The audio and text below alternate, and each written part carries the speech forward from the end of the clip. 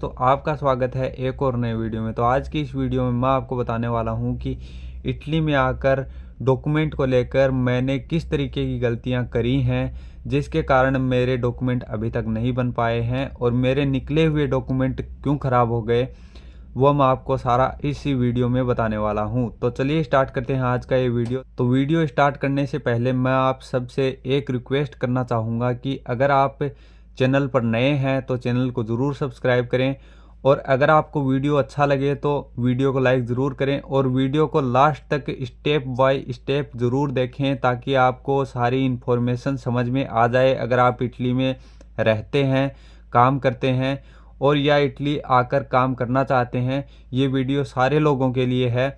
तो चलिए स्टार्ट करते हैं आज का ये वीडियो बिना कोई टाइम वेस्ट किए। इस डेयरी फार्म में मैं काम करता हूँ, उस डेयरी फार्म के मालिक को मैंने बोला था कि मेरे डॉक्यूमेंट आपको बनवा कर देने पड़ेंगे ताकि मैं इंडिया जाकर वापस आ सकूँ और मेरे आने जाने में कोई दिक्कत ना हो, परेशानी ना हो। क्योंकि अगर हम बिना डॉक्यूमेंट बने इंडिया जाते हैं, क्योंकि अगर हमारा वीज़ा एक्सपायर हो चुका है और बिना डॉक्यूमेंट के हम इंडिया जाकर वापस आ नहीं सकते हैं। इंडिया तो जा सकते हैं यहाँ से लेकिन वापस नहीं आ सकते हैं। तो उसके लिए मैंने इसको बोला था, तो इसने भी मुझे कहा था कि भाई इस बार 2024 में फरवरी मार्च में जब क्लिक डे होंगे, जब फॉर्म भरे जाएंगे, जनवरी में फॉर्म भरे गए थे शायद, तो जनवरी में फॉर्म भरे गए थे और फरवरी और मार्च में जो दुमानदे हुए थे, जो क्लिक डे हुए थे, उन क्लिक डे के ऊपर मेरे डॉक्यूमेंट क्लिक हो गए थे। मेरा पासपोर्ट क्लिक हो गया था सीजन वाले पेपर के लिए। उसके बाद सीजन वाले पेपर मेरे भर चुके थे फरवरी और मार्च में। उसके बाद में 60 दिन का टाइम रहता है।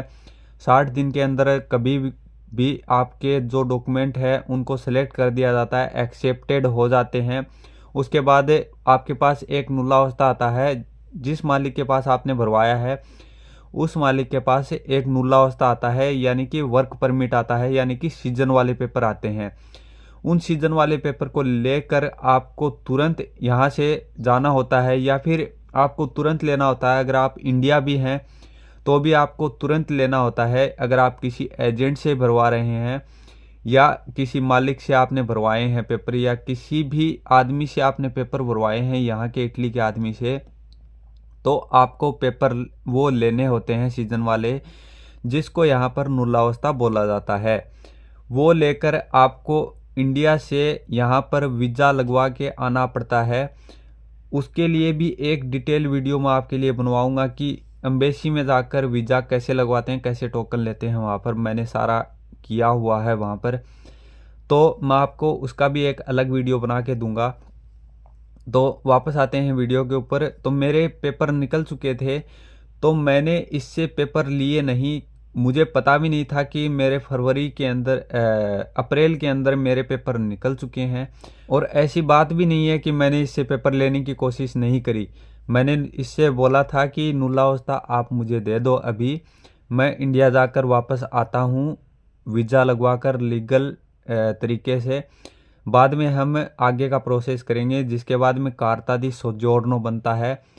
उससे पहले परमेसो दी सोजोर्नो मतलब रहने की परमिशन मिलती है, तो उसका एक कार्ड बनता है ग्रीन कलर का। पहले सफ़ेद कलर का बनता है, फिर ग्रीन कलर का बनता है। तो वो परमेसो दी सोजोर्नो बनता है, वो 9 महीने का भी हो सकता है, 1 साल का भी हो सकता है, कितने मतलब शुरुआत में कम ही होता है वो। इस इटालियन मालिक को मैंने बोला भी था कि आप मुझे वो पेपर दे दो, तो इसने मुझे दिए नहीं, क्योंकि ये बोला कि मुझे अलोज़ो और ओस्पिती की ज़रूरत है, जो मेरे पास है नहीं। मेरे जो मकान है, मेरे जो घर है यहाँ पर, उसमें डॉक्यूमेंटेशन में प्रॉब्लम चल रही है, जिसके कारण मैं आपको अलोज़ो, जिसको बोला जाता है आवास हिंदी में, और ओस्पिती जिसको सुविधाएं बोला जाता है कि सुविधाएं है या नहीं, आवास है सही है या नहीं, वो दिखाना होता है। डॉक्यूमेंटेशन में अगर प्रॉब्लम चलती है तो दूसरी जगह पर दिखाना होता है।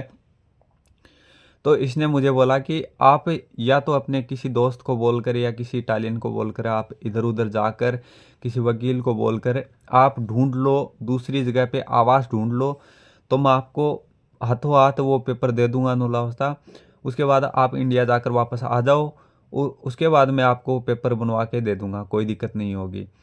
तो मैंने भी आँख बंद करके मैं बैठा रहा, मैंने भी ज़्यादा ध्यान दिया नहीं और मुझे ये भी नहीं पता था कि जो नुलावस्था होता है, उसकी जो एक्सपायरी डेट होती है वो 6 महीने ही होती है। चाहे वो 9 महीने का हो, चाहे वो 12 महीने का हो, चाहे वो 12 महीने का ही होता है ज़्यादातर, और 4 महीने का हो तो भी कोई दिक्कत नहीं है। लेकिन 6 महीने की उसकी वैलिडिटी होती है कि आपको इंडिया जाकर वीज़ा लगवा कर वापस आना होता है, मतलब वीज़ा लगवाना होता है।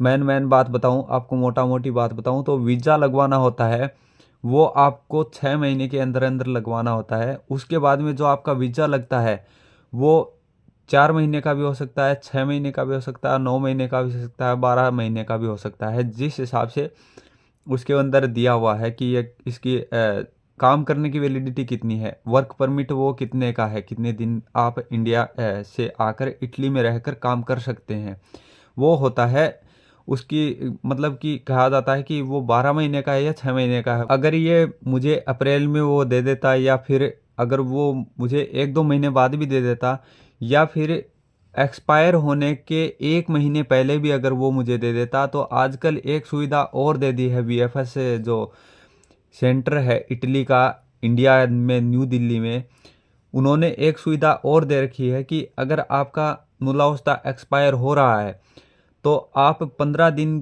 पहले एम्बेसी में डायरेक्ट जाकर आप टोकन लेकर आप वीज़ा लगवा सकते हैं, वीज़ा फॉर्म अप्लाई कर सकते हैं। जो फीस होती है वो तो लगती है वीएफएस सेंटर में 10,000 11,000 के करीब लगती है मेरे ख्याल से, वो तो लगती है। वो देने के बाद में आपको साइन वगैरह करना होता है, फिर आपका वीज़ा लग के आ जाता है पासपोर्ट, तो उसके बाद में आप इंडिया से इटली आ सकते हैं टिकट बनवा के।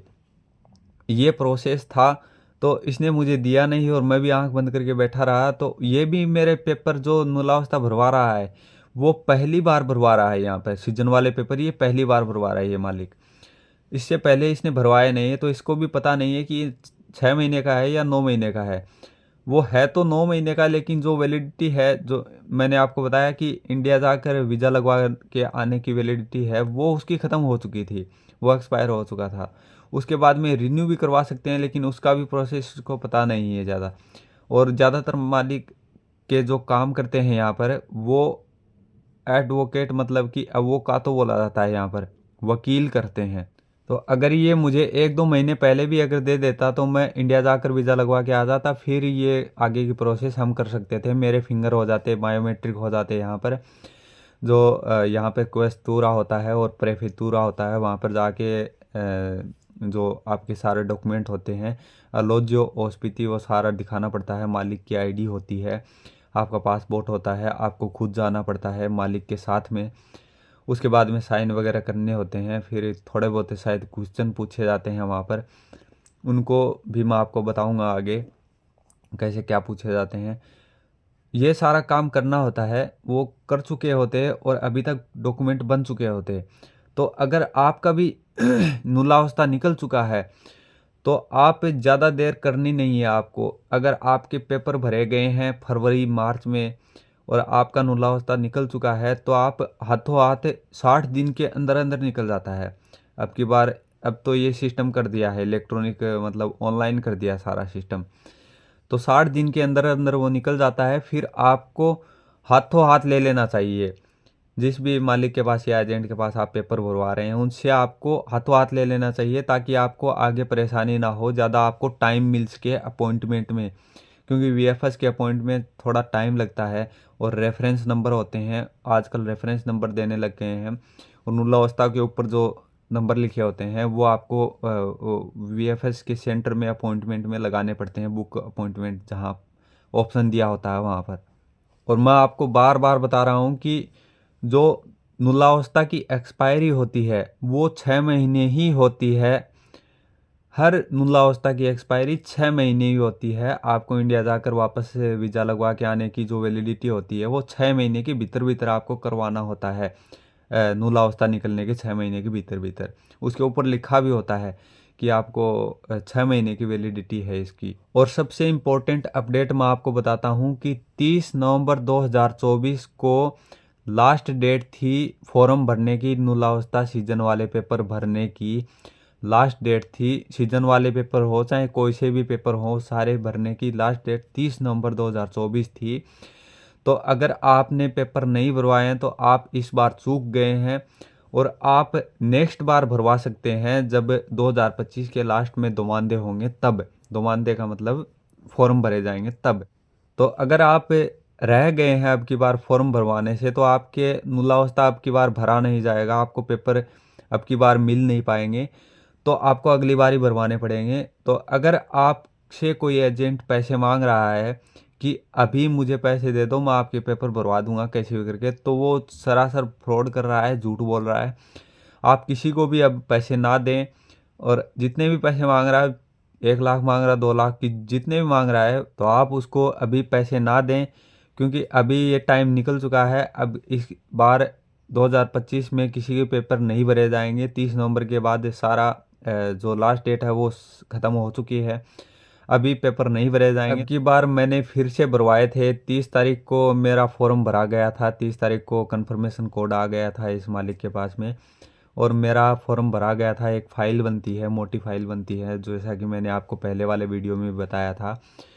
तो वो फॉर्म भरा गया है मेरा, और क्लिक डे के ऊपर एक एक दिन होता है क्लिक डे, जिसके ऊपर आपकी जितने भी सारे लोग हैं उनकी फाइलें एक साथ जमा होती हैं, ऑनलाइन चढ़ जाती हैं। उसके बाद में एक क्यूरी बैठती है जो ये सारा देखती है। और ये जो 3-4 महीने हैं, इसके अंदर मैंने आपको पहले वाले वीडियो में भी बताया था कि ये जो 3-4 महीने हैं इसके अंदर सारा डिटेल चेक की जाएगी।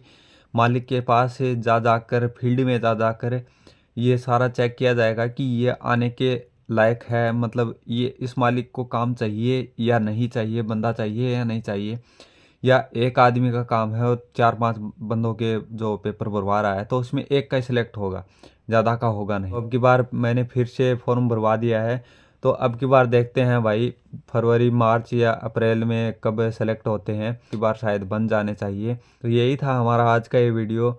मिलते हैं आपसे अगले वीडियो में, तब तक के लिए take care and bye bye. अगर आपको वीडियो अच्छा लगा हो तो वीडियो को लाइक ज़रूर करें और चैनल को सब्सक्राइब ज़रूर करें।